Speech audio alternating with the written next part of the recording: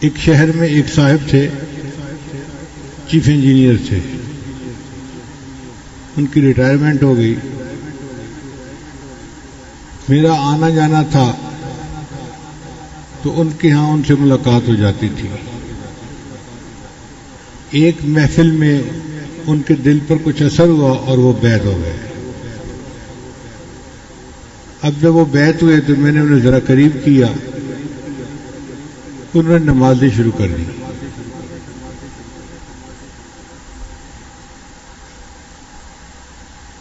ایک دن میں نے ان سے پوچھا آپ نے حج کی ہوئی ہے؟ کہ نہیں. کہا آپ کے اوپر تو فرض ہے،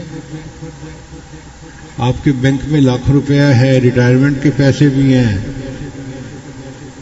تو آپ کے اوپر تو حج فرض ہے، آپ کو کرنا چاہیے. انہوں نے درخواست دے دی. اللہ کی شان دیکھیں کہ درخواست منظور ہو گئی. بڑے خوشی انہوں نے مجھے فون کیا، حضرت میری تو قسمت جا گئی اور میرے تو حج پہ نام نکل آیا اور میں تو حج کے لیے جا رہا ہوں. اور انہوں نے تیاری شروع کر دی. اللہ کی شان دیکھیں کہ جس دن ان کی روانگی تھی جانے کے لیے، پرواز تھی جہاز سے، اس سے ایک دن پہلے ان کا بڑا بھائی ان کو ملنے آ گیا اور بڑے بھائی سے اس کی 1 منٹ کی ملاقات ہوئی کھڑے کھڑے.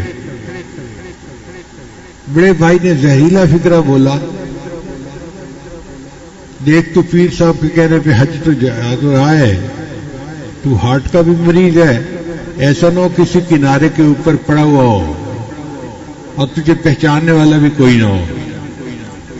اس کے دل میں ڈر بیٹھ گیا کہ مجھے تو ہارٹ اٹیک ہو جائے گا.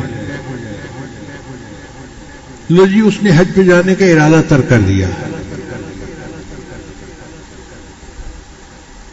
جب فلائٹ نکل گئی پھر اس نے مجھے فون کیا کہ جی میں نے تو ارادہ چھوڑ دیا، میں نہیں گیا.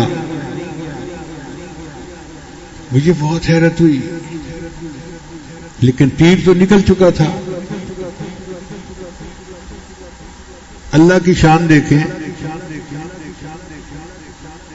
کہ جس دن اس نے حج کر کے آنا تھا نا، فرض کرو 5 تاریخ تھی، تو 7 تاریخ کو اس کو ہارٹ اٹیک ہوا اور وہ فوت ہو گیا.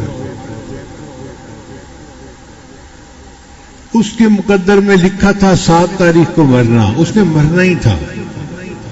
حج کر کے آتا تو گناہوں سے پاک ہو کے مرتا، سیدھا جنت جاتا. بھائی کے ایک فکرے سے اس نے حج کا ارادہ ترک کر دیا. ایک تو فرض بھی پورا نہ ہوا اور دوسرا موت اسی دن آئی جس دن آنی تھی، وہ تو آگے پیچھے نہیں ہو سکتی.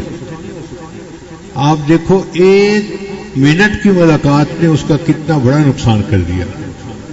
تو صحبت اپنا اثر دکھا جاتی ہے. انسان اگر دوستی لگائے دیکھے کہ دوست کو عقل مند ہونا چاہیے، بیوقوف سے دوستی نہ کرے. کیوں کہ بیوقوف فائدہ پہنچانا چاہے گا اور نقصان پہنچا دے گا.